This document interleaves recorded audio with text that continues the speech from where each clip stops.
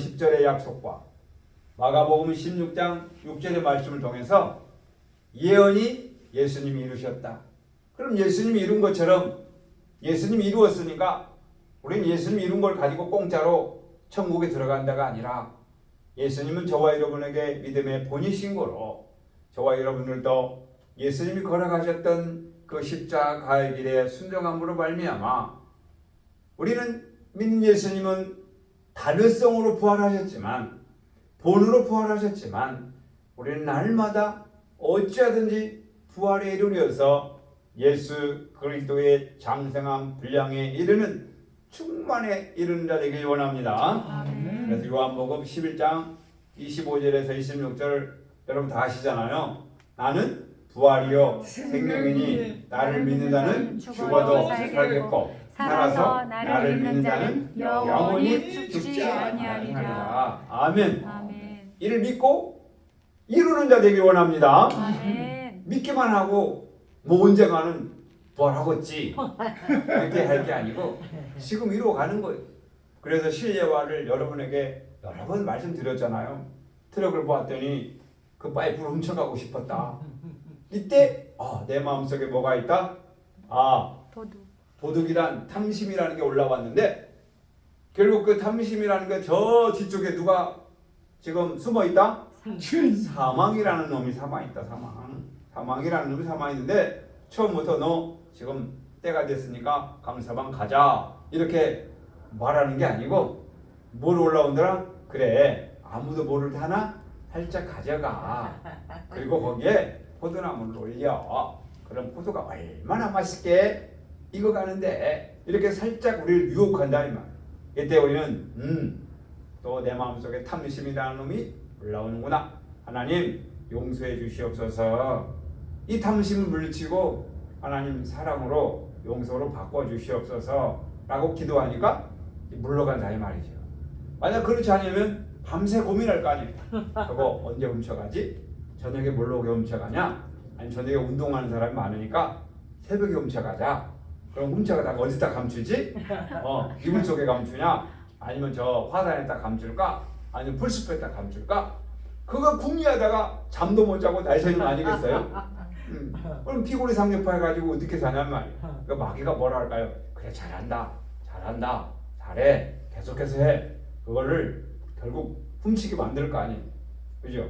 훔치어야만이 그게 마음이 없어지잖아요. 그럼 그걸 갖다가 이제 어디다 감춰놨다가 아무도 안 보이는 가운데 그 화단에다가 말뚝을 받고 연결해 놓으면 그 지나가는 사람이 누군가는 알 거 아니에요. 저거 없던 것이 생겼네? 그러면 제가 사서 해는 건 아닐 거 아니에요. 그죠? 분명히 뭐 훔쳤거나 아니면 어디 버려진 거 했을 거다 이렇게 생각할 거다 이 말이에요. 결국은 그거 볼 때마다 얼마나 마음이 아팠겠냐 이 말. 그거 볼 때마다 양심이 찔림을 받았을 거다 이 말. 그러니까 처음부터 올라왔을 때 바로 회개하면 하나님이 성령을 주실 줄 믿습니다. 아멘. 다시 예화를 드리면 지나가는 민들레씨앗은 내 머리에 앉는 것은 어쩔 수 없는 거예요. 민들레씨앗이 얼마나 많이 날려요.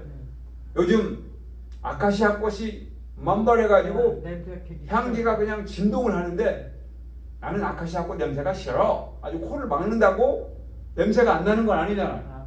그냥 온 옷이 다 아카시아 향기로 진동한다 이 말이에요. 그러면 민들레씨앗이 막 날아다니고 바람 불 때 내 머리에 앉는 것도 어쩔 수가 없는 거예요. 민들레씨앗이 이민덕 집사님 머리에 앉아야지 하고 민들레씨앗이 앉는 게 아니란 말이에요. 지나가다가 머리카락에 걸려서 이렇게 앉는 것 뿐이란 말이에요. 그럼 민들레씨앗만 머리에 앉느냐? 아니면 풀씨앗도 앉을 것이고 지나가던 어떤 씨앗도 앉을 것이고 안 좋은 말로 뭐 비둘기 똥도 떨어질 거다 이 말이에요. 그러면 이제 어떻게 해야 돼요? 내 머리에 비둘기 똥이 떨어졌으니까 기분 좋군. 이거 이제 기념으로 가지고 다녀야지. 이렇게 하면 안 된다 이거죠. 어떻게 해야 돼요? 바로 털든지 집에 가서 그냥 비누로 다시 머리를 감든지 이렇게 해서 깨끗이 정결하게 해야 몸에 건강함을 유지할 거 아니겠어요? 아멘. 근데 그것을 그냥 기념으로 하고 다녀야지 하고 다니면 어떻게 되죠? 냄새 나. 머리에 뭐 이상한 것도 나고 또 뭐 부패도 되고 그러니까 나중에는 이제 머리도 빠지고 어떻게 대머리가 되면 병원에 가서 뭐 이제 나중에 처방을 하게 되면 돈도 들어가고 시간도 들어가고 심지어는 이제 가발도 해야 되는 그런 결과까지 이르게 된다 이 말이에요. 그러니까 내 머리에 민들레 씨앗이 떨어지거나 비둘기 똥이 떨어지는 거는 어쩔 수 없다 이 말이에요. 그러면 그 다음 어떻게 해야 돼요? 처리하는 건 내가 해야 될 거야. 내가 씻든지 머리를 털든지 뭐 등산 입구에다 바람을 샥 불어내든지 그건 누가 해야 되는 거예요? 내가. 내시가 없으니까 선곡해야 될 거 아니에요. 자, 그래서 우리 마음에서 올라오는 것은 눈으로 보는 건 다 올라온다 이 말이죠. 이거를 안목의 정욕이다라고 하는 거예요. 안목의 정욕. 자, 그러면 점심때가 되어서 식당 앞으로 탁 지나가면 이게 노릇노릇한 냄새가 나면서 삼겹살 냄새가 싹 나면은 여러분 생각에 삼겹살 냄새가 나는군 하고 지나가요? 아니면 뱃속에서 꼬르륵 소리가 나면서 너도 삼겹살 먹어 라면서 생각이 자꾸 삼겹살 쪽으로 가는 거예요? 그렇죠. 이것은 뭐예요? 어쩔 수 없는 우리 육신을 자극하는 거 아니겠어요? 이 침샘을 자극하는 거잖아요. 그건 어쩔 수 없는 거예요. 누구나 다 있는 거예요. 하나님이 주신 미각이에요. 이건 버릴 수 없는 거예요. 하나님이 주신 미각이기 때문에 감사한 거예요. 근데 이거를 조절하는 것은 누가 한다? 내가. 내시가 없으니까 내가. 그렇죠. 그런데 우리는 이제 우리 마음속에 일어나는 것들을 모른다 이 말이죠. 그냥 자동으로 일어나는 거니까. 그런데 말씀을 비춰볼 때 이 생각은 지금 악한 생각이구나. 이 생각은 하나님이 주시는 성령의 생각이구나 라는 걸 빨리 분별해서 악을 버리고 선을 택하는 자 되므로 이 악을 버리고 선을 택하는 것이 거듭난 생각이요 부활이요 새 생명인 줄 믿습니다. 아멘. 그러니까 부활은 쉬워요 어려워요? 쉽죠. 쉽죠. 뭐만 바꾸면 되니까 생각만 바꾸면 되니까 마음만 바꾸면 되니까. 그런데 그렇게 쉽지만은 않더라. 왜요? 그런 간단한 것들은 쉽게 이길 수 있겠지만 이길 수 없는 것들이 있어요. 내가 체질에 좋아하는 것, 취미, 예를 들어서 한잔하면 짧다라는 그거를 습관화된 사람은 술집을 그냥 들어나가기가 어렵다 이 말이에요. 5년간 술을 끊었어도 그 향기를 싹 맡고 입에 한 모금 딱 먹으면 기가 막히지. 이제 그거를 끊을 수가 없는 거예요. 끊을 수 없는 거지. 그래서 중독이라는 것까지 들어가게 되면 끊기가 어려운 거죠. 그러니까 중독하기 전에 바로 끊어야 되는데 끊기까지 쉽더라 어렵더라 많은 고충이 다르죠. 고통이 있어야 되고 또 많은 고난이 있어야 되듯이 우리 마음속에 그동안에 잔재했던 우리 마음속에 잘 살고 있던 교만이 우리 마음속에 나를 인도하고 살았던 그 권세가 하루아침에 자리를 잃고 나가긴다는 건 쉽지가 않더라. 그래서 예수님처럼 땀방울이 빗방울 이르도록 기도가 필요한 줄 믿습니다. 아멘. 그래서 말씀과 기도로 우리 마음이 거룩해지더라. 이것이 하나님의 뜻인 줄 믿습니다. 그래서 요한복음 5장 19절에 선한 일을 행하는 자는 생명의 부활로 악한 일을 행하는 자는 심판의 벌로. 그렇죠. 그러니까 예수 믿는 자는 모두 다 생명의 부활로 나타날 거다 라고 말하고 생각하는 것은 오해다. 오해다. 예수 믿는 자도 악한 일을 생각하게 되면 심판의 부활로 나타날 수밖에 없다. 그러니까 믿으면 믿을수록 신앙생활 하면 할수록 더 마음을 살피고 조심해야 된다는 거 잊지 마시고, 바라면 죽음은 끝이 아니다. 지옥의 고통 가운데 영원히 존재하는 그 영벌에 들어가는 것을 잊으시면 안 됩니다. 영원한 생명을 취하든지 영원한 형벌에 처하든지 둘 중에 하나다. 중간은 없다. 지금 따르겠습니다. 지금 지금 시간 있을 때 시간 있을 때 준비하고 준비하고 지금 시간 있을 때 시간 있을 때 선과 악을 분별해서 선거를 분별해서 악을 버리고 악을 버리고 선을 택하자. 선을 택하자. 그래서 의인은 영원한 생명에 들어가는 것처럼 부활도 두 종류다. 심판. 영벌에 처하는 악인의 부활이 있고 영원한 생명에 들어가는 의인의 부활이 있다. 중간은 없다. 그래서 지금부터 날마다 의인의 부활로 나타나서 예수님 오실 때 착하고 충성된 종아 얼마나 고생 많았노 라고 에녹처럼 동행함으로 죽음을 보지 않고 천국에 입성하는 자 되길 원합니다. 아멘. 자, 그래서 이 바울처럼 복음으로 부활을 증거할 때 이 말씀을 듣고 좋아하고 기뻐하는 자가 있는 반면에 시기하고 또 반발을 한 자도 있다. 그럼 내 마음속에도 하나님 말씀을 들을 때 오, 맞아요. 나도 오늘 부활하고 있어요. 그 말씀대로 따라갈래요. 내가 믿음이 부족하니까 더 열심으로 기도해서 내 믿음이 강하고 또 하나님 말씀대로 날마다 성령님에서 기쁨과 행복이 날마다 넘치는 삶을 살래요. 이런 마음이 한쪽에 있는 반면에 한쪽에서는 아휴 맨날 그것이고 변화된 것도 안 보이고 맨날 사람은 똑같은 사람이고 새로운 사람도 안 보이고 뭐 변하는 게 아무것도 안 보이는데 아무것도 안 보이는데 맨날 부활하라고 말만 하고 에이 모르겠다 포기하자 이런 생각도 올라온다 이 말이에요.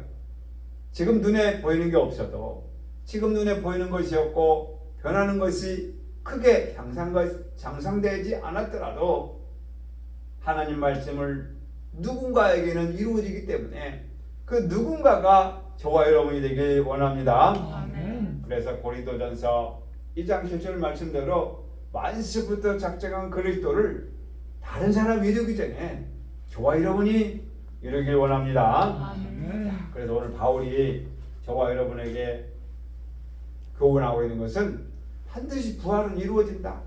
반드시 부활은 이루어진다.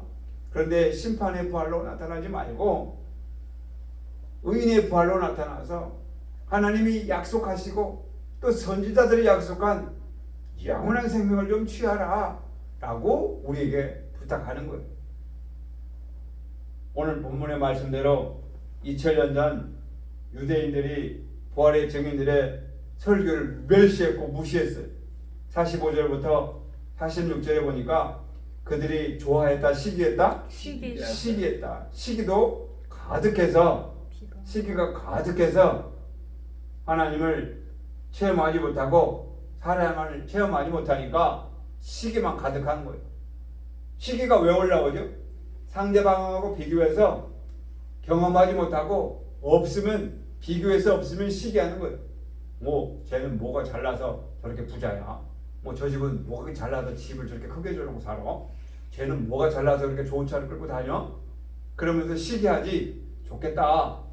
잘 먹고 잘 살아라 하면서 비판하지. 그를 축복하고 그를 향해서 나도 저런 사람이 돼야지 라고 노력해야지 라고 하는 사람은 드물더라. 그러니까 우리도 어쩔 수 없이 시기가 있더라. 예수 그리스도를 믿음을 시기했다면 그러면 과거에 2000년 전에만 시기함이 있는 게 아니고 지금도 그 시기는 사람을 통해서 올라온다는 것을 잘 아셔서 우리는 부활의 증인으로 부활을 믿고 부활을 경험하는 자 되길 원합니다. 아멘. 경험이 없고 또 감동이 없으면 시기밖에 안 올라온단 말이에요. 그래서 시기와 미움이 올라오기 전에 우리 하나님 말씀을 체험하고 사랑을 체험하는 자 되길 원합니다. 아멘. 가까운 데서 이웃에서 가족에게서 자녀들에게서 부모에게서 형제에게서 그 사랑을 체험하길 원합니다. 근데 그 사랑을 체험하기 위해서는 십자가의 고통, 십자가의 아픔이 필요하다. 부활을 사랑을 경험하기 위해서는 고통이 필요하다. 아시오? 우리 임산한 임산부가 아이를 낳길 때 그냥 응아하면 나오는 게 아니란 말이에요. 어떻게 해요? 그 애씀과 고통이 필요하듯이 우리 마음에서 사랑을 낳기까지는 그렇게 쉽지만은 않더라. 지금부터라도 우리가 늘 평안교회에서 날마다 부르짖는 혀를 금하여 악한 말을 그치고 입술을 금하여 거짓하지 말고 도리어 목을 빌어주는 자가 되어서 사랑을 낳는 사랑의 동산 하나님의 나라에 입성하길 원합니다. 아멘. 그래 내 마음속에 아들이 없으니까 그 다음 뭐 어떻게 해야 돼? 한나가 아들이 없을 때 어떻게 했어요? 아이고 아들이 없으니까 좋으네. 나 놀러만 다녀야지. 이렇게 하지 않았다 이 말. 어떻게 했어요? 회당에서 울며 기도했단 말. 저와 여러분도 사랑이 없으면 울며 기도하시길 바랍니다. 아멘. 뭐 언제가 주시겠지 이렇게 방관하지 마시고 하나님 지금 사랑 주세요. 제가 사랑이 없어요. 어떻게 내게 말만 하면 실수만 하고 어떻게 내게 째려보면 그냥 악한 마음을 보이고 어떻게 내 마음은 시기밖에 없는지 하나님 제가 율법사요. 제가 유대인이에요. 제가 사두개인이에요. 아이 부활도 안 믿어지네요 하나님 하고 회개하는 자 되어서 주님 주시는 믿음으로 은혜 가운데 거하여 부활을 이루는 자, 부활을 경험하는 자, 사랑을 경험하는 자, 사랑을 실천하는 자 되시기 원합니다. 아멘. 그럼 시기하지 말고 어떻게 해야 될까요? 찾아봅시다. 베드로후서 3장 11절. 베드로후서 3장 11절은 찾아 확인하도록 합니다. 베드로후서 3장 11절부터 13절까지. 베드로후서 3장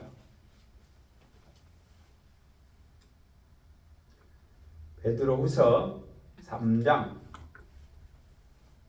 11절부터 이 모든 것이 이렇게 풀어지리니 너희가 어떠한 사람이 되어야 마땅하냐? 어떠한 사람이 되어야 마땅하뇨? 거룩한 행실과 경건함으로 하나님의 날이 임하기를 바라보고 따르겠습니다. 간절히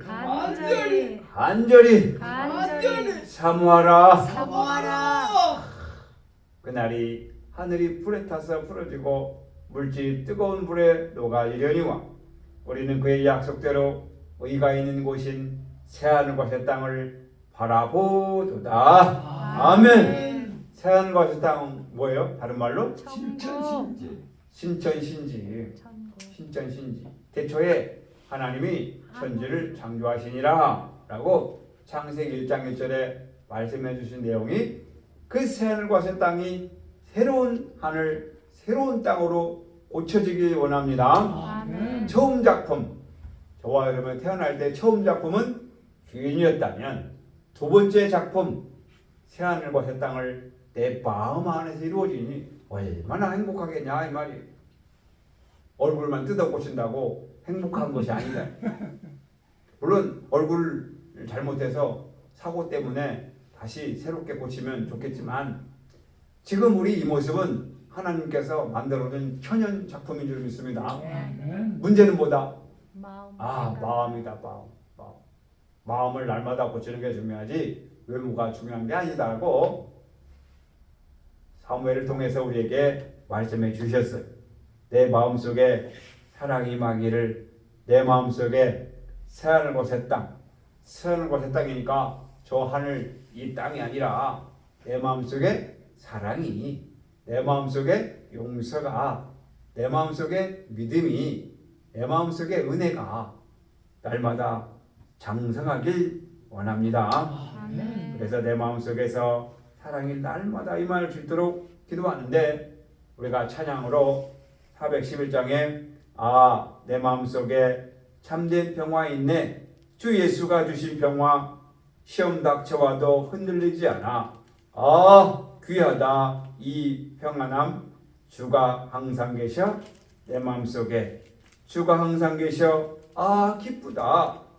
이렇게 찬양하셨듯이 여러분 주님과 동행하는 임마누엘로 말미암아 기쁨과 감사가 평안이 넘치길 원합니다. 아멘. 자, 2000년 전 부활의 주를 증거한 바울의 그 목소리가 우리 늘 평안께서 저와 여러분에게 생생하게 들려와서 그렇구나. 그 부활의 주를 증거하기 위해서 섬으로 돌아다니면서 욕도 먹어가면서 죽을 고비를 여러 번 넘겨가면서 돌도 맞아가면서 그렇게 증거했는데, 우린 여러분 교회 온다고 돌팔 맺은 사람 있어요? 없어요. 여러분 교회 온다고 그래서 누가 때려요? 여러분 교회 온다고 그래서 누가 막아요? 아니요.